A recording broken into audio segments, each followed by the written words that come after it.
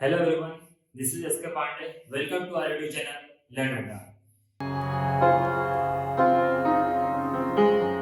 तो देखिए आज हम लोग स्टार्ट करने वाले हैं। यहाँ से हम लोग का अपने इस चैनल पे एक न्यू टॉपिक स्टार्ट करने वाले हैं फॉर कॉम्पिटिटिव लेवल के लिए।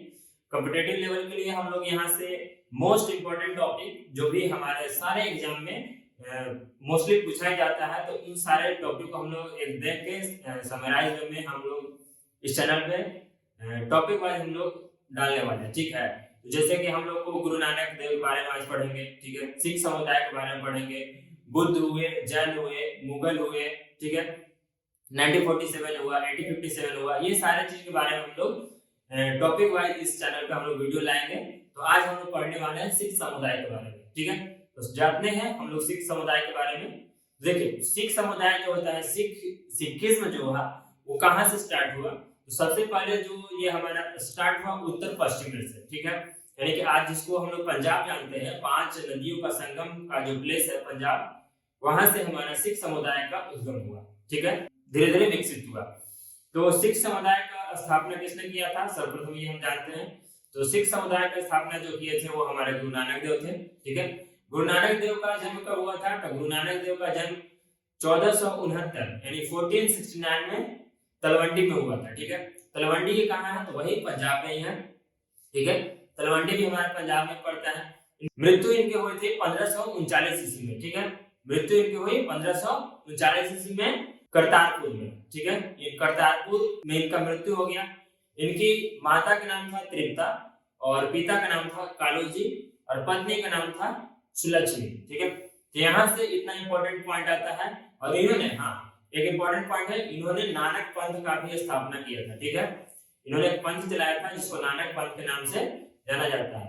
ये तो छोटा सा पॉइंट हुआ गुरु नानक देव के बारे में। ठीक है, गुरु नानक देव के बारे में इतना ही इंपॉर्टेंट पॉइंट निकलते हैं जो कि हमारे किसी भी एग्जामिनेशन में पूछ सकते हैं। ठीक है, ये यहीं से हमारा धीरे धीरे देखिए ये जो सिखिज्म जो हुआ ना, सिख पहले जो नॉर्थ वेस्ट यानी हम लोग उत्तर पश्चिम जो है, उत्तर पश्चिम में सिर्फ ये लोग क्या आदिवासी जनजाति के लोग, जैसे एक जगह कहीं ये यहाँ ग्रुप बना के कभी यहाँ ग्रुप बना के, ये मतलब कि ग्रुप में 10 गो यहाँ पे 10 गो यहाँ पर, वैसे ग्रुप में रहते थे।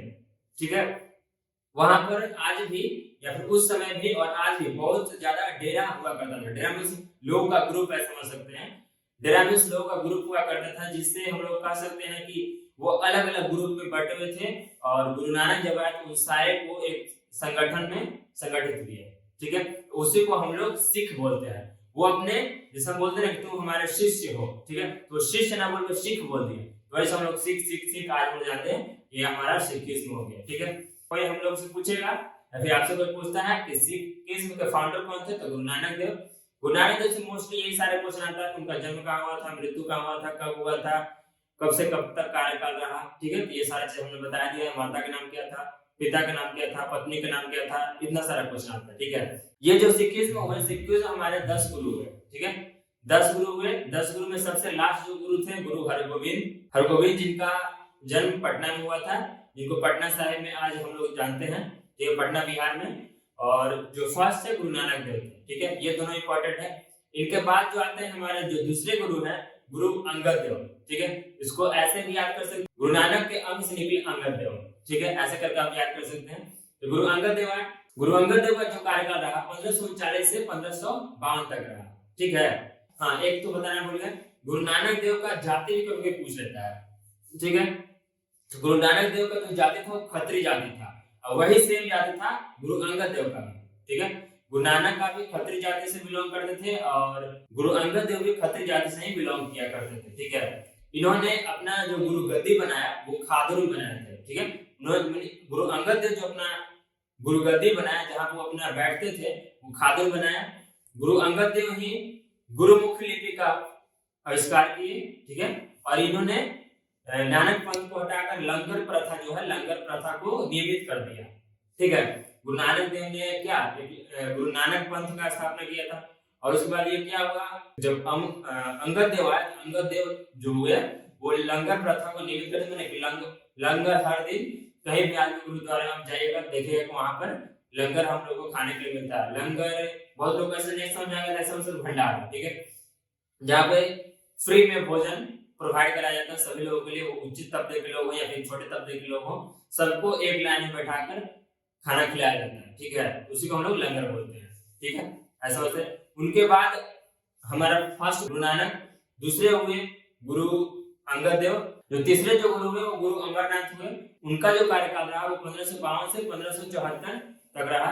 इन्होंने अपना जो गुरु गद्दी बनाया वो गोइनवा ने बनाया, ठीक है। यहाँ से इससे ये इंपॉर्टेंट क्वेश्चन आता है कि अमरनाथ जो थे वो अपना गद्दी कहाँ पर बनवाए थे, तो गोइनवा ने बनवाए थे, मतलब कि जहाँ वो अपना बैठते थे।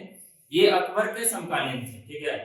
अमरनाथ की बेटी को अकबर ने 500 बीघा जमीन दिया था, ठीक है, गिफ्ट के तौर पर 500 बीघा जमीन दिया था। इससे पहले तो गुरुमुखी लिपि का आविष्कार हो चुका था, ठीक है। तो हमारे जो अकबर आए, अकबर को शायद किसी चीज से प्रति उनको प्रसन्नता हुई होगी, खुशी हुआ होगा, या फिर सेवा भाव देकर कुछ खुशी हुआ होगा, तो उनकी बेटी को वो 500 बीघा जमीन दिए थे, यानी कि अमरनाथ की बेटी को 500 बीघा जमीन दिए थे। अमरनाथ ने अपना गद्दी गोइनवा ने बनाया, उसके अलावा 22 अलग अलग गद्दी बनवाए, जहां पर हर एक जगह एक एक महंत को स्थापित किया। ऐसा क्यों किया, तो सिखिज्म का प्रचार प्रसार के लिए, ठीक है। 22 अलग अलग जगह अपना वो गद्दी बनवाए सिखिज्म का प्रचार प्रसार के लिए। और इनके बाद जो चौथे हमारे जो गुरु बने वो गुरु थे रामदास, ठीक है, यानी इन्हीं के दामाद थे, ठीक है, इन्हीं के दामाद थे, यानी कि डॉक्टर इन लॉ जो थे वो हमारे हुए गुरु रामदास। रामदास को ही, क्योंकि देखिए उनको बेटी को अकबर दिया था 500 बीघा जमीन, तो बेटी को हुआ तो उनको दामाद को भी हो गया, ठीक है। तो वहां से वो अमृतसर का, वो उसी 500 बीघा में वो अमृतसर का धीरे धीरे स्थापना किए। स्थापना करेंगे तो वहां से पैसा चाहेगा नहीं, ठीक है, पैसा जब जरूरत पड़ा तो वो अपने अनुयायियों से पैसा लेना, यानी कि जो सिखिज्म धर्म को मानते थे उनसे पैसा लेना शुरू किए, ठीक है। शुरू किए तो वहां से धीरे धीरे वो अमृतसर का स्थापना की। अर्जुन देव का जो कार्यकाल रहा 1574 से 1581 तक रहा, ठीक है। इनको 1574 से 1581 तक रहा। इनको सच्चा बादशाह के नाम से भी जाना जाता था, ठीक है, सच्चा बादशाह के नाम से इनको जाना जाता था, क्योंकि इससे पहले अमृतसर का जो एस्टेब्लिशमेंट हो चुका था, नींव रखा चुका था। इन्होंने हमारा अमरताल और सरोवर ताल, ठीक है, अमर तालाब और सरोवर तालाब का इन्होंने फाउंडेशन किया, और उसी सरोवर तालाब बीचों बीच में इन्होंने अमृतसर शहर को बसाया, उसी को आज हम लोग गोल्डन टेम्पल के नाम से जानते हैं, ठीक है।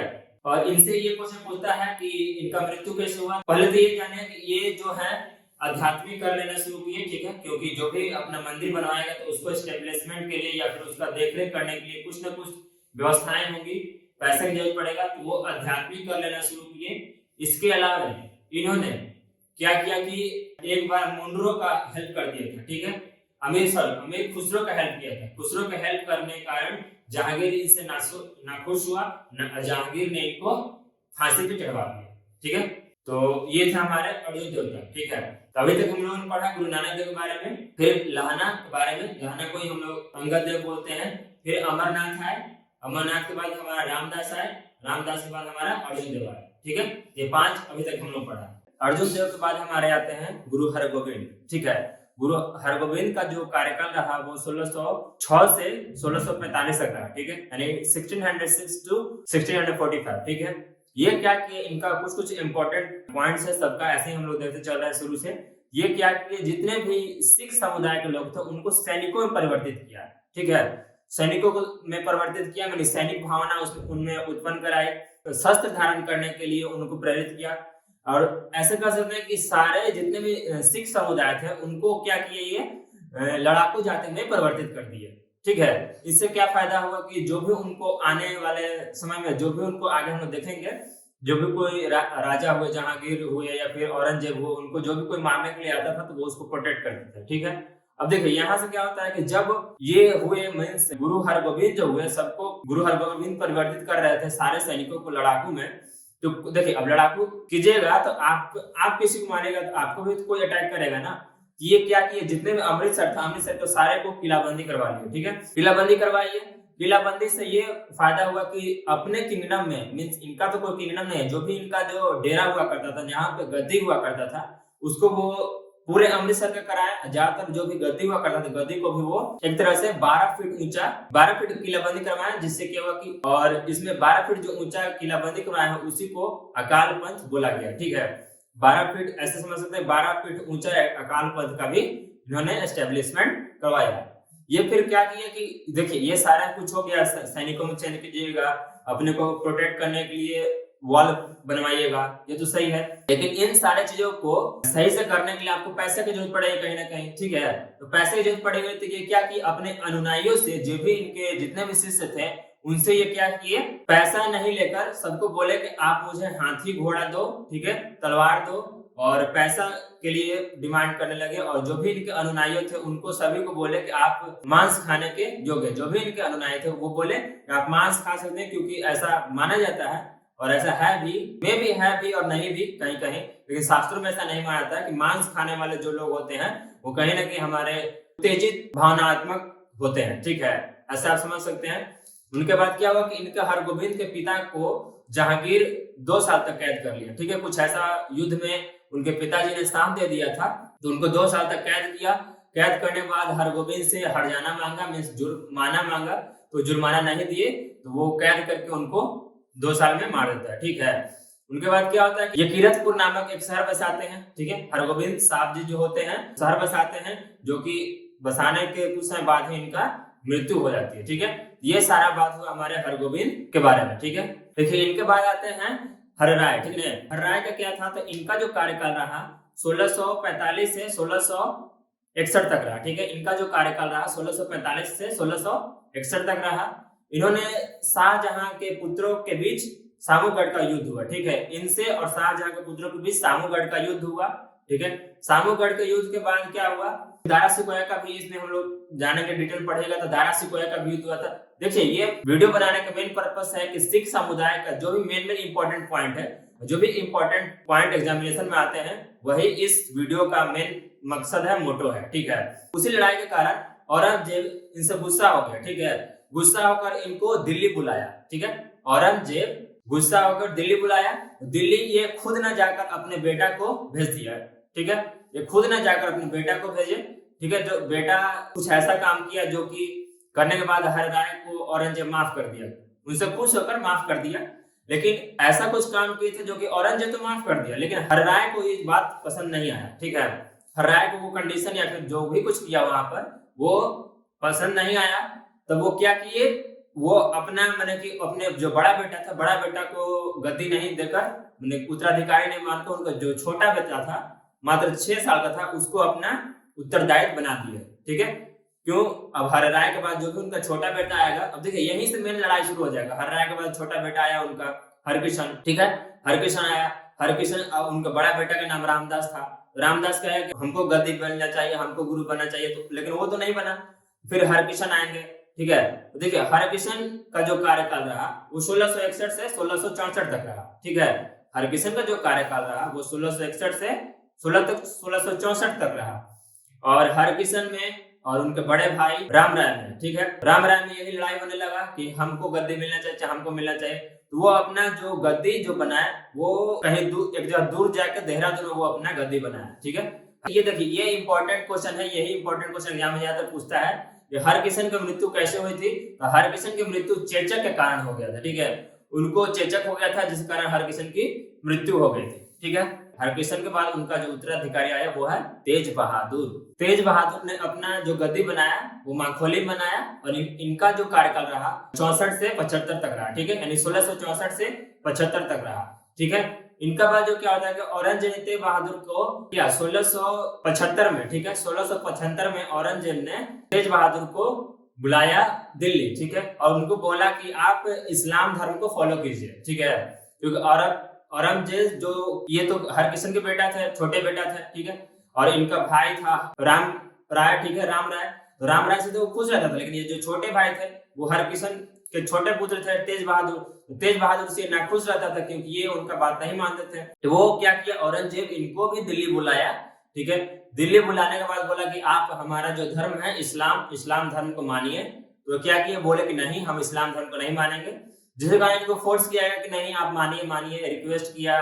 फिर 3rd डिग्री से फिर सोचा कि इनको मनवा लें। ठीक है, तो वो 5 दिन तक उनको ट्राई किया, ठीक है। 5 दिन के बाद मैंने बहुत कठिन परिश्रम से मनाने की कोशिश किया, नहीं माने, तो और फिर सेकेंड लो, थर्ड लो, मैं डिफरेंट तरीके से फिर मारपीट पे उतर गया। तो ऐसे करके वो किया, लेकिन वो माने नहीं। तब उनको किया कि 5 दिन की यातना के बाद औरंगजेब उनका हत्या कर देता है, ठीक है।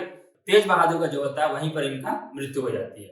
उनके बाद हमारे आते हैं सिखों के 10वें गुरु, ठीक है, गुरु गोविंद सिंह, ठीक है। इनका जो कार्यकाल रहता है 1675 से 1708, ठीक है। इनका जो कार्यकाल रहा 1675 से 1708। ये सिखों के 10वें गुरु थे, ठीक है। सिखों के 10वें गुरु और अंतिम गुरु के भी नाम से इनको बुलाया था कि मैंने सिखों देखे। सिखों के पहले गुरु थे तो गुरु नानक, स्थापना गुरु नानक, और 10वें गुरु जो थे ये हमारे हो जाएंगे गुरु गोविंद सिंह, ठीक है। इनका जन्म स्थान पटना बिहार में है, ठीक है, जो कि प्रेजेंटली पटना सिटी में उनको पटना सिटी बोला जाता है। वहीं पर इनका पटना साहिब के नाम से इनका जो भी है मंदिर टाइप जो भी हम लोग बोलते हैं वो स्थापित है, ठीक है। जन्म स्थान, जन्म इनका कब हुआ था तो 1666 में, यानी 1666 में इनका जन्म हुआ था, ठीक है। इन्होंने गुरु पंथ को समाप्त कर दिया, जो शुरू में स्टार्ट किया गया था उसको गुरु पंथ में समाप्त किए। और इनके माता का नाम था गुजरी, ठीक है।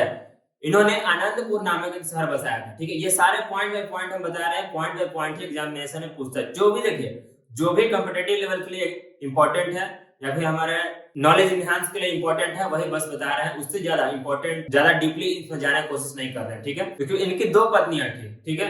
पहली पत्नी का नाम सुंदरी और दूसरी का नाम जीतू था, ठीक है।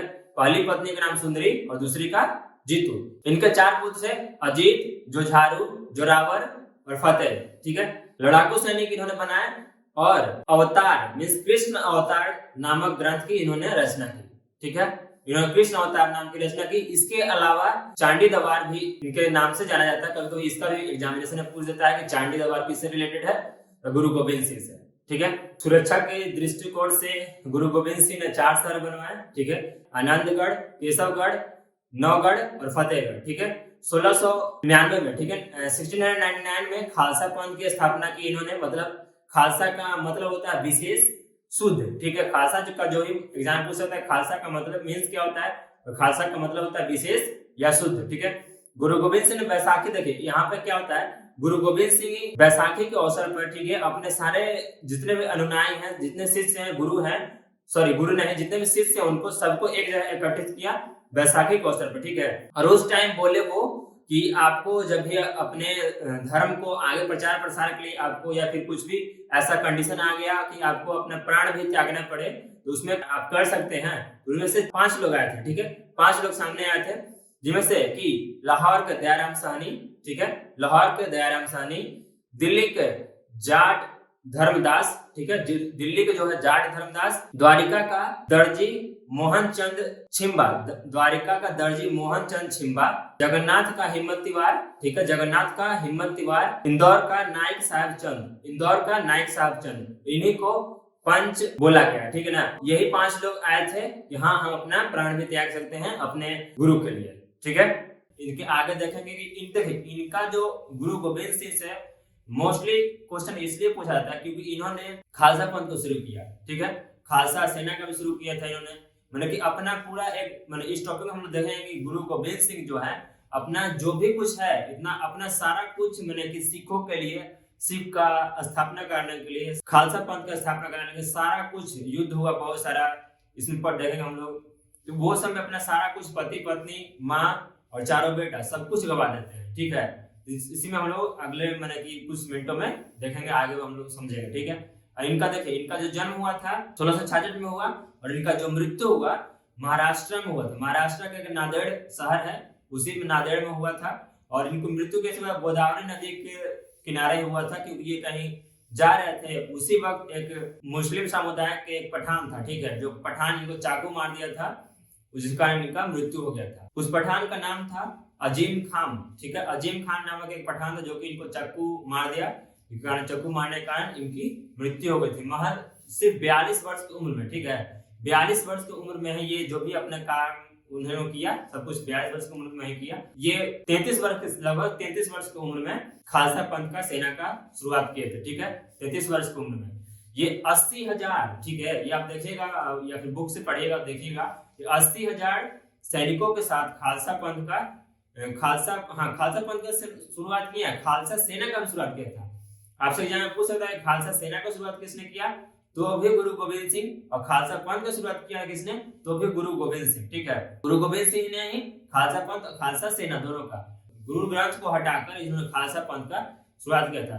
बाद में कुछ ऐसा भी समय आया जब इनका बहुत सारा युद्ध होने के बाद, मैंने मुगलों से युद्ध होने के बाद क्या हुआ कि इनको एक बार जब युद्ध हुआ 1701 में, ठीक है, 1701 में आनंदपुर का प्रथम युद्ध हुआ, और फिर 1704 में भी आनंदपुर का युद्ध हुआ। तो 1701 वाला जो आनंदपुर का युद्ध हुआ वो एक मुगल सूबेदार था, ठीक है, मुगल सूबेदार था जिसका नाम था सरहिंद। ठीक है, सरहिंद में 1701 में इनका युद्ध हुआ था, जो कि 1701 वाला निर्णायक नहीं था, मतलब उसमें कौन जीता कौन हारा ये पता नहीं चलता। ठीक है, 1705 वाला जो युद्ध हुआ उसमें इनके बेटे और इनकी माता, दो बेटा जोरावर और फतेह, ठीक है, जोरावर और फतेह को सूबेदार जो था, मुगल सूबेदार जो था सरहिंद, उनकी दो बेटा जोरावर, फतेह और उनकी माता को कैदी बना लिया। ठीक है, जोरावर और फतेह को बोला, अपने राज्य लेकर जाकर बोला कि आप लोग इस्लाम धर्म को फॉलो कीजिए, इस्लाम मान लिया। ठीक है, लेकिन वो इस्लाम नहीं माने, तो क्या हुआ कि उनको फिर जिंदा ही चुनवा दिया था दीवार में। ठीक है, लेकिन उस जो युद्ध हुआ था अनंतपुर का, जो सेकंड युद्ध हुआ था, उसमें गुरु गोविंद सिंह कैसे भी करके भाग गए थे, लेकिन उनके दो बेटे और माता को वो मुगल सूबेदार जो था कि कैदी बना लिया था, पकड़ लिया था। ठीक है, उसके बाद इन्होंने एक खालसा पंथ की जब शुरुआत किया था, इनको देखेगा सुनेगा, आप अक्सर सुनते होंगे बैसाखी के समय में इनको मनाया जाता है इनका दिवस। और इन्होंने ही बैसाखी के अवसर पर ही पंच प्यारे के बाद, ठीक है, पंच प्यारे के बाद इन्होंने बोले कि सभी लोग जितने भी सिख समुदाय से बिलोंग करते हैं, जो भी लोग हैं, वो पुरुष लोग जो है वो अपने अंत में जो टाइटल लगाएंगे वो सी लगाएंगे, और जो लेडीज हैं यानी कि महिलाएं जो हैं वो कौर लगाएंगे। ठीक है, और इन्होंने ही 5 क दिए थे। 5 क मींस एक कंघा, केस, कृपान, कच्छा और कड़ा। ठीक है, ये 5 क इन्होंने दिया था। इन्होंने ही बोला ये सारे चीज आपको धारण करना है। ठीक है, इसलिए जो भी होते हैं पंजाबन या फिर जो भी सिखिज्म जो लेडीज होते हैं या फिर पुरुष तो भ्रष्ट पुलिस होते ही हैं, जो भी लेडीज होते हैं उनसे भी आपसे आज से बच के रहिए कीजिएगा। ठीक है, क्योंकि बहुत वो कृपाण लेकर चलती है। फिर 1705 देखिए, इसके बाद 1704 के बाद युद्ध हुआ अनंतपुर का, 1704 में सेकंड युद्ध हुआ था अनंतपुर के बाद। उसके बाद 1705 में युद्ध हुआ चकमौर का युद्ध। ठीक है, चकमौर का युद्ध हुआ, मैं सिक्किम से ये रिलेटेड युद्ध है, बोल सकता है ऐसे एग्जाम में कि चकमौर का युद्ध किस समुदाय से रिलेटेड है। चकमौर का जो युद्ध है वो हमारे गुरु गोविंद से रिलेटेड है, गुरु गोविंद से रिलेटेड है सिखिज्म से। इसमें क्या हुआ, पहले तो इनके दो बेटे शहीद हो चुके, चुना दिया गया था, और इनमें जो चकमौर का युद्ध हुआ, ठीक है, उसमें जुझारू और जोरावर ये युद्ध में ही मर गए थे। ठीक है, इस तरह से इनका जो चारों बेटा था और उनकी माता को तो पता नहीं, ये मैंने इतिहास में अभी तक नहीं बताया गया कि माता को मारा क्या किया। ठीक है, लेकिन उनकी जो भी कुछ चारों पुत्र थे, चारों पुत्र को उन्होंने इस तरह अपना चारों पुत्र को खो दिया। ठीक है, 1705 फिर खिदरा का युद्ध। ठीक है, 1705 में हुआ खिदरा का युद्ध, जिसमें से कि इसी समय खिदरा के युद्ध के समय ही आदि ग्रंथ का जो था समापन होने लगा था, लगभग समाप्त हो चुका था। इसे समाप्त होने के ही ऑलमोस्ट समझ कगार पर था, लेकिन युद्ध जीतने के बाद गुरु गोविंद जी जो हुए, फिर से इसको क्या किए, गुरु गोविंद जी जो हुए फिर से अपना खालसा पंथ का एस्टेब्लिश किए। खालसा पंथ को एस्टेब्लिश करने के बाद इनको दसम गुरु, इनके दसम पातशाह के नाम से भी जाना जाता है। पातशाह में यहाँ पर राजा होता है। ठीक है, गुरु गोविंद सिंह, ठीक है, गुरु गोविंद सिंह जब थे उस समय औरंगजेब के पुत्रों का उत्तराधिकारी के रूप में क्या हुआ था, फाइट हो रहा था। औरंगजेब के पुत्र अपने में लड़ रहे थे कि हम योग्य शासक हैं, हम योग्य शासक हैं, कौन औरंगजेब का उत्तराधिकार बनेगा। उस टाइम गुरु गोविंद के समकालीन थे, ऐसा क्वेश्चन दे सकता है एग्जाम में, आने वाले एग्जामिनेशन में। गुरु गोविंद सिंह जो है वो किसके समकालीन थे, यानी किस समय से वो बिलोंग करते हैं। औरंगजेब, शाहजहां, ऐसे अकबर बिरबल ऐसे करके कुछ दे दिया, तो उससे समझिएगा औरंगजेब के वो समकालीन थे। ठीक है, तो औरंगजेब के वो पुत्र जो थे मोहम्मद शाह, जिसको बहादुर शाह प्रथम बोलते हैं, बहादुर शाह प्रथम का वो हेल्प किए थे। ठीक है, जिसको मतलब कि वो मिले थे कहां पर, तो वो आगरा में मिले थे मुअज्जम से, या फिर कह सकते हैं ऐसे बहादुर शाह प्रथम से आगरा में मिले थे। ठीक है, गुरु गोविंद सिंह मरने से पहले कुछ बातें मतलब फिक्स कर दिए थे। ठीक है, पहले जैसे कि मान लीजिए वो तो ये कह दिया कि आप जहां कभी हो आप गद्दी कोई नहीं बनाएगा, अपना गुरु इनके बाद कुछ नहीं होगा। इसलिए हम लोग 10वें गुरु जो है गुरु गोविंद सिंह के बारे में जानते हैं। ठीक है, ये बात बोले कि देखिए जहां पर भी गुरु को 5 लोग मानने वाले रहेंगे, ठीक है, गुरु को मानने वाले जहां पर भी 5 लोग रहेंगे, उनके बारे में बातें करेंगे, खड़ा रहेंगे, 5 लोग गुरु को मानेंगे, तो वहां पर गुरु अपने आप प्रेजेंट हो जाएंगे। ठीक है, पहला बात ये बोले।